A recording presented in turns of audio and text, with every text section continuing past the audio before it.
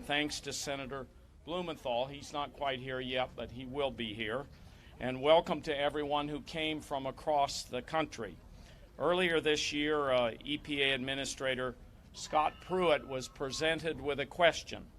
In 2015, his own EPA scientists recommended banning uses of the chemical chlorpyrifos on food. Why? We have known for a long time that exposure can cause extreme nausea, vomiting, convulsions, and respiratory paralysis. But the latest science shows something even more frightening: a strong connection between exposure, mental disability, ADHD, and memory deficit in children. Scientists believe chlorpyrifos damages children's developing brains, even if they are exposed before birth. Latino children whose parents are exposed to chlorpyrifos and who grow up near fields treated with it are at the greatest risk. But even children exposed to it from produce from the grocery store or through drinking water can be at risk. But Administrator Pruitt didn't follow his scientists' recommendation. He claimed more study was needed, and he kicked the can down the road to 2022. Well, we are here to say our kids can't wait till 2022, 5 years from now. Today, I, along with Senator Blumenthal and others, am introducing the Protect Children, Farmers, and Farm Workers from Nerve Agent Pesticides Act. This group here represents a broad coalition of moms, doctors, farmers, farm workers, and advocates for Latino communities and children who are supporting this effort.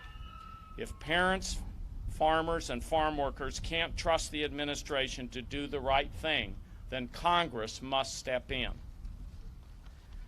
Chlorpyrifos is a neurotoxin related to sarin gas. It is one of the most common pesticides used on fruits, grains, and vegetables, things like oranges, apples, nuts, strawberries, broccoli, and cauliflower. 2 months ago in May, nearly 50 farm workers in California were exposed to chlorpyrifos when a spray drifted over a nearby orchard. They soon became sick with nausea and vomiting. Several were hospitalized. The workers described it as a living nightmare. There are many stories like that one. Bonnie Wirtz, who is here today, will tell you her experience. And scientists have been alarmed at the research about the impacts on children's brains for years. The science hasn't changed since the EPA proposed to ban chlorpyrifos in 2015 and 2016. Only the politics have. And we aren't going to let politics get in the way of children's health. When moms and dads feed fruit and vegetables to their children, they're doing the right thing. They shouldn't have to worry that these foods are laced with dangerous nerve agents. They shouldn't have to worry that farm workers who picked that produce or farmers living near it were exposed. If the EPA and this administration won't act to protect the public, to protect children, then Congress must. Now, we can't know why Administrator Pruitt chose to believe a chemical company over respected scientists, but we can follow the money. Dow Chemical, the manufacturer of chlorpyrifos, gave the president $1 million for his inauguration. Its CEO attended the signing ceremony when the president issued his executive order requiring agencies to roll back unnecessary regulations. The CEO even got the signing pen. And the CEO met with Administrator Pruitt just a few weeks before he decided not to ban one of Dow's biggest moneymakers. Administrator Pruitt may choose to put aside science, public health, and environmental protection in favor of big chemical profits, but Congress should not. And so today we are urging all of our colleagues to stand with us and put children, farmers, and farm workers ahead of corporate profits. Now let me turn this, is Senator Blumenthal here? Yeah, okay, so we'll go ahead and proceed with our list here. The next speaker is Bonnie Wirtz. Bonnie is a farmer and a mom from Minnesota who will talk about what she experienced when she was exposed to chlorpyrifos. Bonnie? Bonnie's not here yet? Okay, good. You just, Jim. It was a beautiful summer evening in 2012. My family and I were renting a small farm in rural Minnesota. The neighboring farm was spraying their field by plane. As it flew closer, my husband and I took shelter in our house and closed all of our windows. Our son was 8 months old. Moments later, we heard the plane fly over. It sounded so close we thought it was going to crash. Seconds passed when suddenly the room I was in began to fill with a white mist, which was coming in around the air conditioner unit. I stumbled out coughing, and I was having trouble breathing. My husband rushed me and my son to the ER. That night I fought for my life, as I had been exposed to extremely high levels of chlorpyrifos, a deadly neurotoxin. The following summer, I did drift catching to document the levels of chlorpyrifos that we were being exposed to. When the results came in, we were devastated. We caught levels that were 4 times the EPA recommended safe limit for a 1-year-old child. Our son was 14 months old and loved being outside. Chlorpyrifos is a neurotoxin known for causing developmental delays and other health problems in children. Up until this point, our son had met all of his developmental milestones. Shortly after our second season, when our son was 2.5, we noticed a regression in speech. We moved off the farm into the cities to find answers. He would be almost 4 before he could say mama consistently after a 1.5 years of treatment. Within the past year, my son has been diagnosed with a neurodevelopmental disorder. Every spray season, children around the United States are facing low-dose exposure to this dangerous chemical. It is in the air they breathe, the water they drink, and the food that they eat. The EPA has concluded that there is no safe level for exposure. By leaving this chemical on the market, we are gambling with the lives of children. It is stealing their futures from them and increasing the amount of health care dollars they will need for treatment. It is breaking the hearts of parents who will realize their children will likely always struggle and who may never be typically developing. For many families, they're just trying to feed their family. We are overburdening our medical system and our special education programs, and the science is clear. Chlorpyrifos is a major contributor to the problem, and I want to thank Senator Udall for introducing this bill.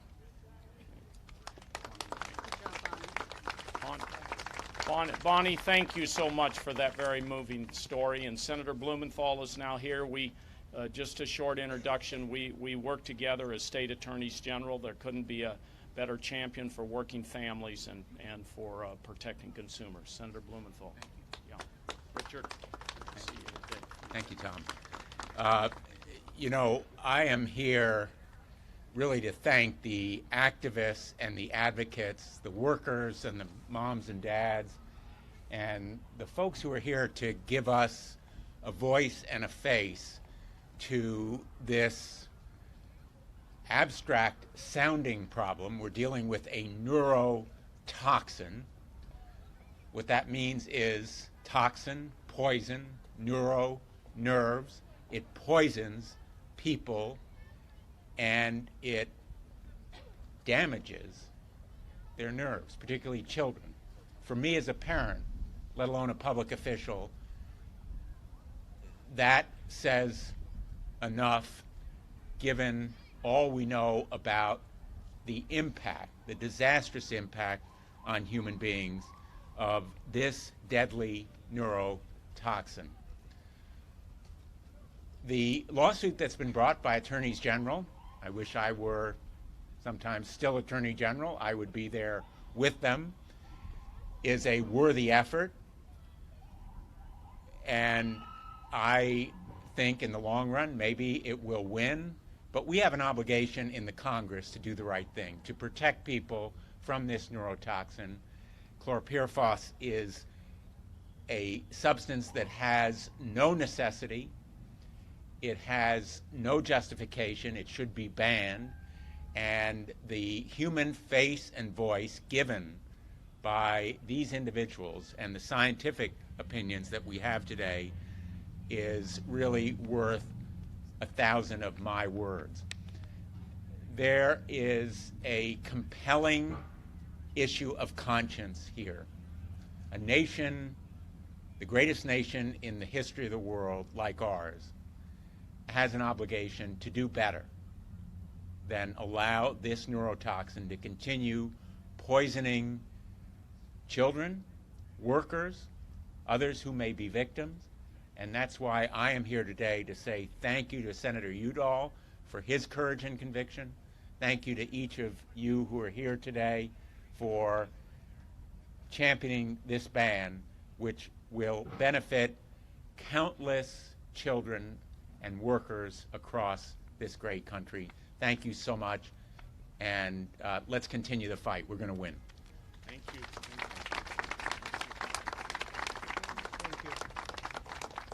Thank you, Senator Blumenthal, and thank you for your passion on this issue. Next, let me introduce Alex Boron from Oregon, whose father was exposed to pesticides. Alex. Hello. So about 3 years ago, my father was diagnosed with a brain tumor. When he first came to this country, he worked as a farm worker, picking broccoli, celery, strawberries. So that was his first job. And then, like I said, 3 years ago, that's really the first time I found out what neurology meant, or neuroscience, or neurosurgery meant, because of my father. And I don't think there's a word in the English dictionary that describes how despicable a neurotoxin can be used legally. A neurotoxin that was used to hurt a population when it was created is now hurting another population today. And like I said, I don't believe there is a single word in the English dictionary that describes how despicable that is and how it continues to be used legally. The science has shown that this chemical, its purpose is to kill. And it continues to do that. It continues to destroy families, continues to destroy futures. And that's really, really, really beyond frustrating. And like I said, it wasn't till 3 years ago that I really knew what those words meant. And I'm very, very happy to be here today and tell my story and advocate to get this thing off of the shelf and never to be used again. Put away, only to be seen in history books.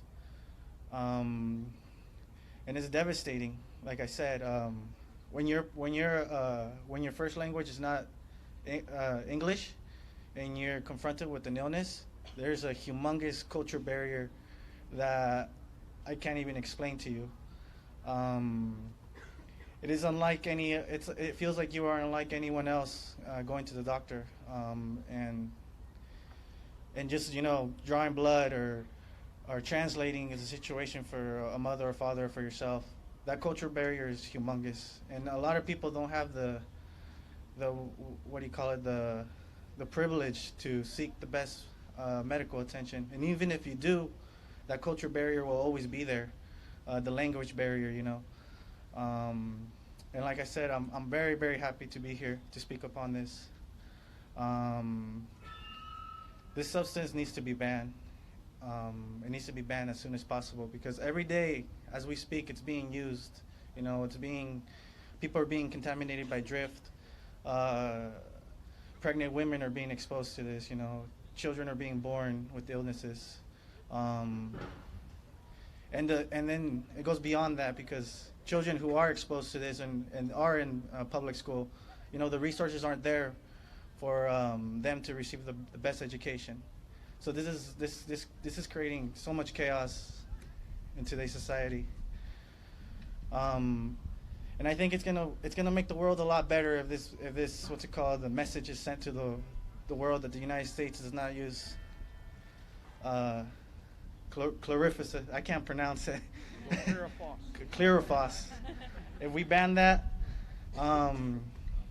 we'll make so many other imports not being used. Will not be able to use those things. So we'll send a big message to the world. Thank you, guys. Alex, thank you so much. It took me 1,000 times before I got it right, chlorpyrifos. But next we have Dr. Philip Langergan, a pediatrician from Mount Sinai Hospital.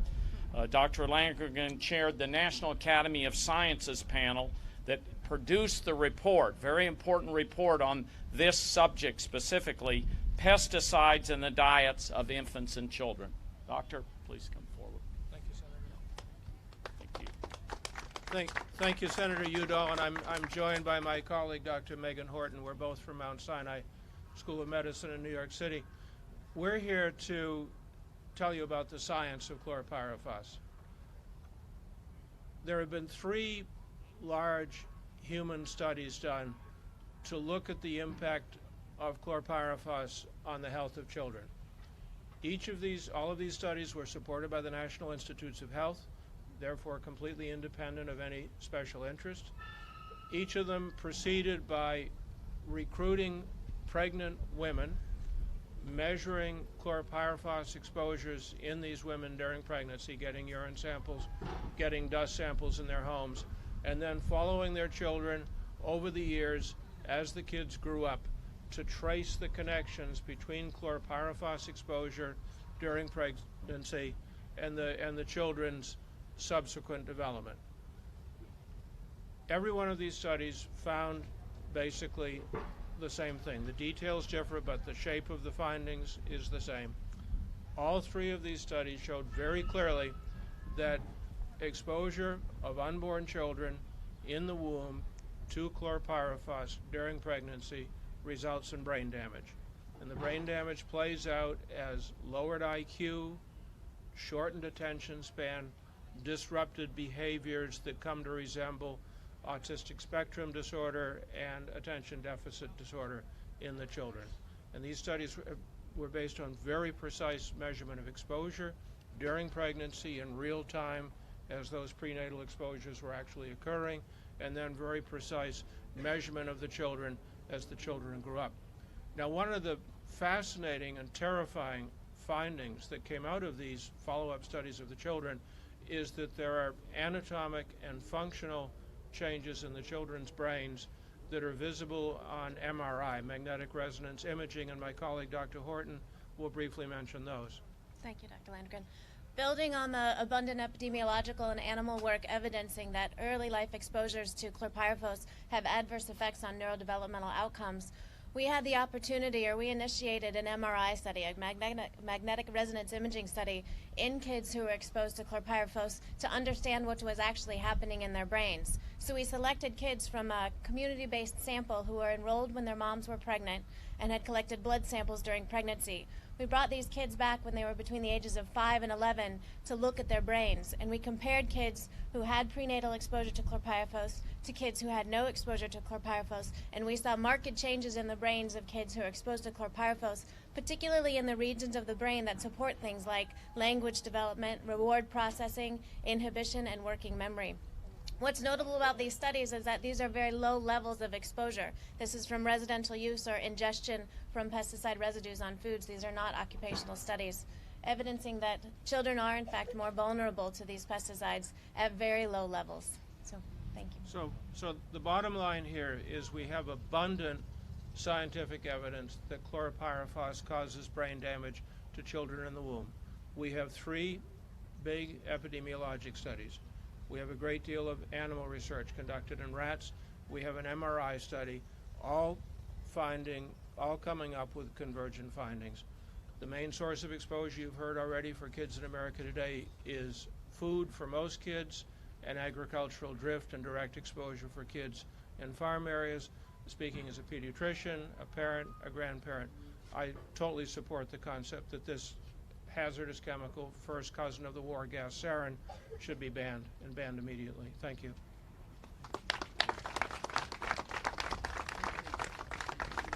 Thank you so much. Next we have Maureen Swanson. She's the co-director of Project Tender. Project Tender that stands for Targeting Environmental Neurodevelopment Risks, and she's the director of the Healthy Children Project. Thank you. Thank you. I'm Maureen Swanson with the Learning Disabilities Association of America. As Senator Udall mentioned, I also co-direct Project Tender, which is referenced in his bill. Tender is an alliance of leading scientists, health professionals, and children's health advocates who came together out of concern over toxic chemicals, including chlorpyrifos, that are increasing our children's risks for learning and developmental disorders. Dr. Landrigan is also part of Project Tender. Our teachers and parents with LDA are here today with Senator Udall because chlorpyrifos changes babies' brains. As Dr. Landrigan mentioned, we can actually see the changes on brain imaging scans. And those changes can mean lasting problems with learning, attention, and behavior. This terrible pesticide is in our drinking water at levels that EPA says are unsafe.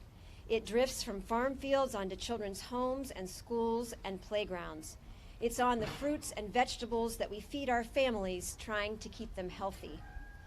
All of the scientific studies, all of them, reach the same conclusion. Prenatal and early childhood exposures to chlorpyrifos, even at low levels, disrupt brain development and can result in loss of IQ, problems with behavior and emotional regulation and attention, and learning and developmental disabilities. There are no safe uses and no safe ways to use this dangerous pesticide. The Learning Disabilities Association of America applauds Senator Udall for acting now to protect our families from chlorpyrifos. We want to see every senator from every state signing on to this bill to stop this toxic threat to our children's health. We urge EPA to follow the science, including its own science, and ban chlorpyrifos without further delay. Our children's minds and futures matter so much more than chemical industry profits. Thank you. Thank you, Maureen, so much. And next is Jeev Kaskuli, the Vice President of the United Farm Workers of America. Thank you, Senator. Thank you very much. Hi, my name is Jeev Kashkuli, and I'm a Vice President of the United Farm Workers of America, the union founded by Cesar Chavez and Dolores Huerta from Senator Udall's home state of New Mexico. We're part of a broad coalition of farm worker organizations, including the Farm Worker Association of Florida, Farm Worker Justice, Becun, the largest farm worker union in Oregon. On May 5th, Eileen, a young woman, 19 years old, went to work in the fields in a cabbage patch. And what I'm about to tell you, there's members of Congress from both parties that condemn chemical warfare outside the United States, and for good reason.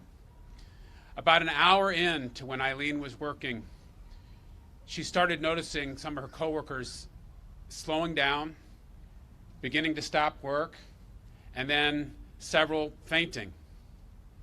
She herself became nauseous. Her lips started tingling. Her mouth was dry. And she watched in horror as workers and her coworkers and her friends around her began to vomit and continued to pass out. They had no idea what was happening. They eventually, some of them on their own, made it to a doctor.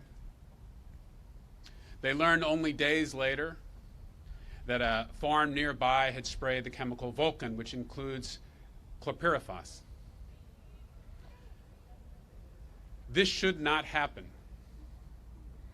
It's been shown, as all the previous speakers talked about, how it literally lowers people's IQ, what its initial intent was.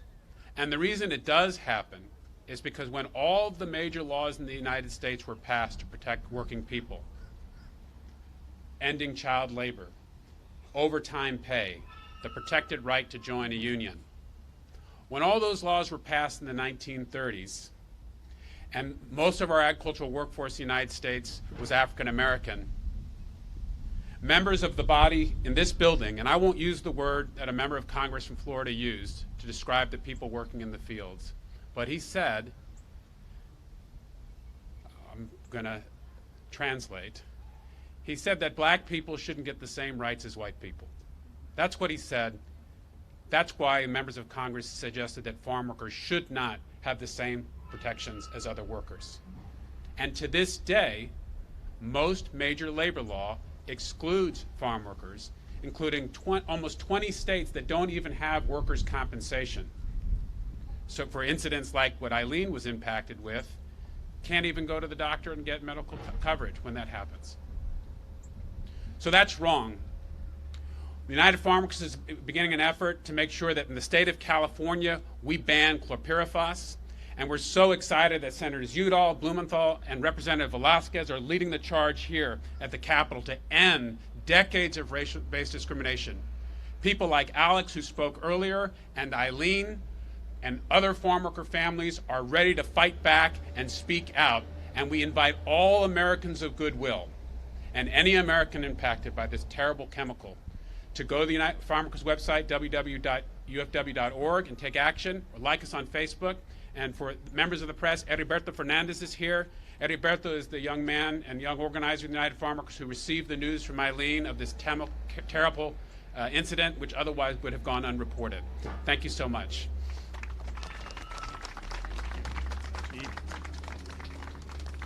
Chief, thank you so much. And next we have Brent Wilkes, the CEO of LULAC. Brent, come forward, please. Thank you. Thank you. Thank you, Senator. Good afternoon, everyone. My name is Brent Wilkes, and I am the CEO of the League of United Latin American Citizens.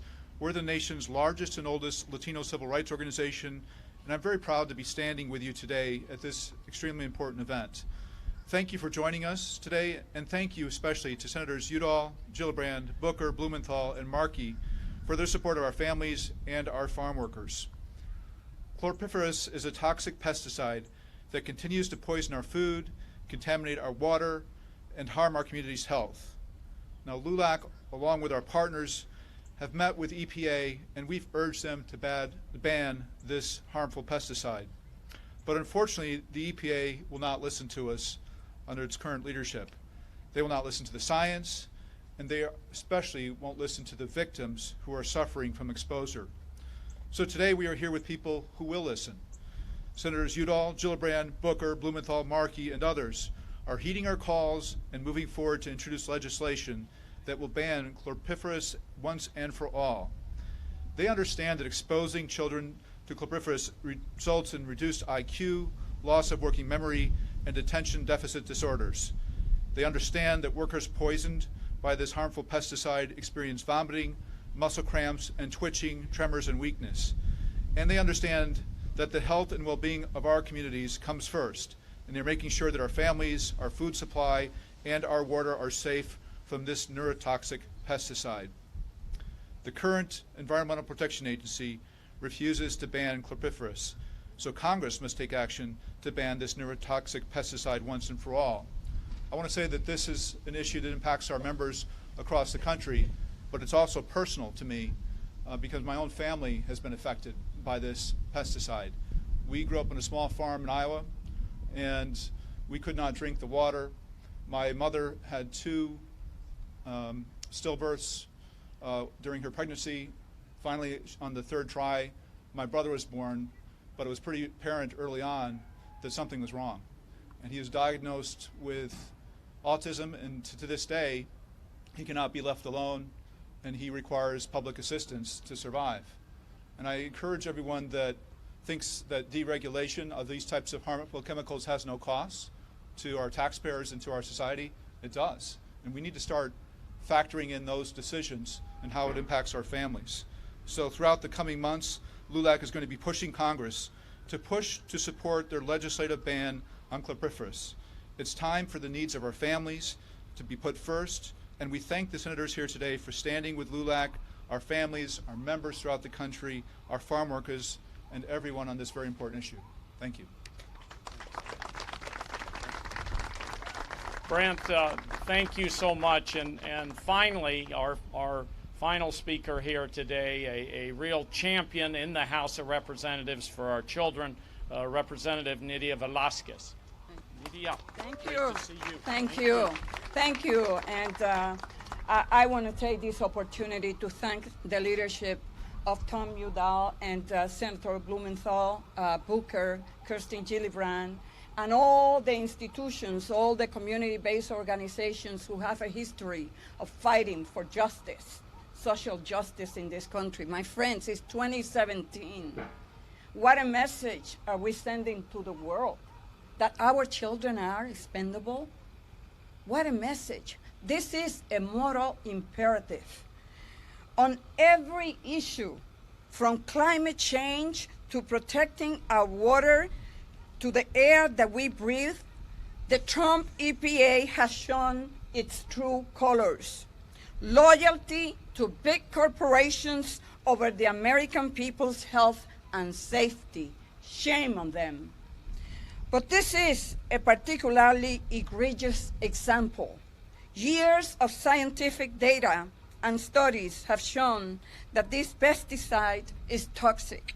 It has sickened workers. It has been linked to developmental problems in children when pregnant mothers are exposed to it. Now, after meeting with the chemicals manufacturer, Administrator Pruitt has somehow miraculously determined that this product is safe and should remain in commerce. This is a simple issue of the EPA's doing its job and following the science, not the politics. And if the EPA is not willing to do its job when it comes to this poison, then it's time for Congress to step in. I have introduced legislation in the House very similar to the senators that will ban this product from future use and require the disposal of existing stockpiles. I am proud to have Congressman Keith Ellison as my lead co-sponsor on this bill. So I'm looking forward to working with my colleagues in the Senate to move forward this important message. We will not rest until we bring justice to our children, to our women, to our men, to the workers in this country. That is a moral responsibility, but it is our constitutional responsibility in the House and in the Senate. Thank you.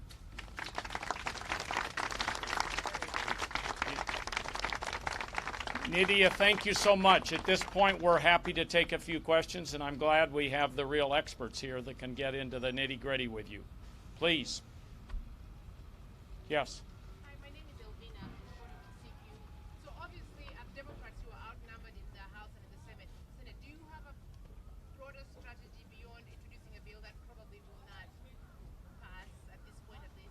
Well, we're going to introduce a bill, and we're going to build support every day, working with the people behind us. I mean, this is always what you do. You put a bill in, you fight for it, and you build a coalition. But let me tell you, the scientific evidence is so strong here that I think it's going to be compelling in terms of people joining, senators, representatives. Nydia, you want to talk about that too? Well, we have been here so many times, and we have been successful in passing legislation that is bipartisan. But when you look at the groups that are here, and when we take the message out and we explain to the mothers in congressional districts that are Republicans, rural America, they will be impacted by it. The 1,500 counties, red counties that voted for Donald Trump, rural America, they too breathe the same air. They drink the same water. So what we need is to take this activism that is here today and get the message out and build the kind of bipartisan support that will bring this bill to a positive resolution. The one other point I'd like to make too, that those of us that worked on the TSCA reform legislation know the fact that the EPA administrator at any point can act on this. And so I think what you're going to see is state governments acting across the country. You're going to see a movement that's going to grow from here. It's already a very broad movement. And so pressure will be put on Scott Pruitt to reverse what he's done here. Rather than delay this for 5 years, bring it back and deal with it today. You have the scientific evidence.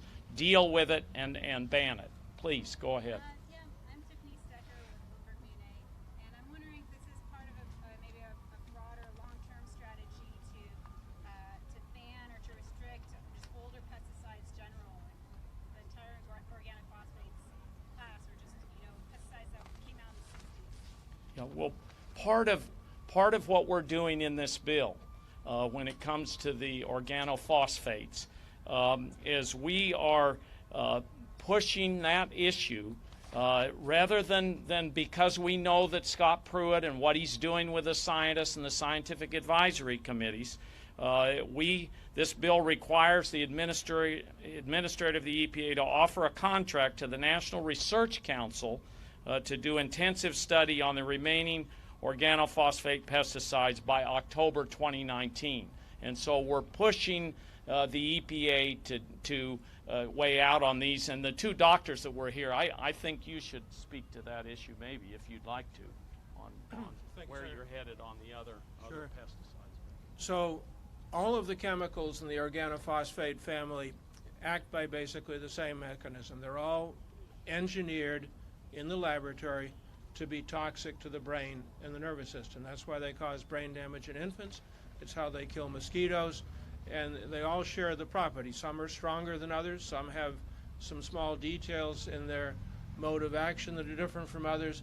But they're all members of the same family, and they all have the same noxious properties. And I think they're old pesticides. They're outdated. You've heard this morning multiple points of view, how they cause acute poisoning in adults and children, how they cause chronic poisoning in children. There's no reason why the organophosphate family of pesticides should stay on the market. None at all.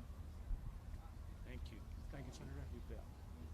Senator? Yeah, Mike, go ahead. A little parochial here, but for people back home in New Mexico, they see the complicated word and it's a big subject, but just in a nutshell, why does this matter to people at home in New Mexico and other states around the country? Well, this matters because of our children. It matters because of farm workers. It matters because of our drinking water, because in 50 states, this is spreading very specifically. When you have it sprayed on fields, then it goes into the drinking water. So all 50 states are threatened. So I think when people hear the case about a neurotoxin, which is related to or very similar to sarin gas, they realize this is a real danger. And you've heard the scientific evidence here is very, very strong. I mean, I've visited with some of the scientists that tell me they've been studying this for 30 years, and every year the science gets stronger. Just to give you an example of what the EPA has done in the past already on chlorpyrifos, residential use of chlorpyrifos ended in 2000 after the EPA found unsafe exposures to children. The EPA also discontinued use of chlorpyrifos on tomatoes and restricted its use on apples and grapes in 2000. In 2012, EPA obtained no spray buffers. So they were worried about what I'm talking about here. No spray buffers around schools, homes, play fields, daycare centers, hospitals, and other public places ranging from 10 to 100 feet. And so people exposed to this can receive permanent damage, and in particular, as you heard from the doctors, the children get permanent damage before they're born. Yes, sir.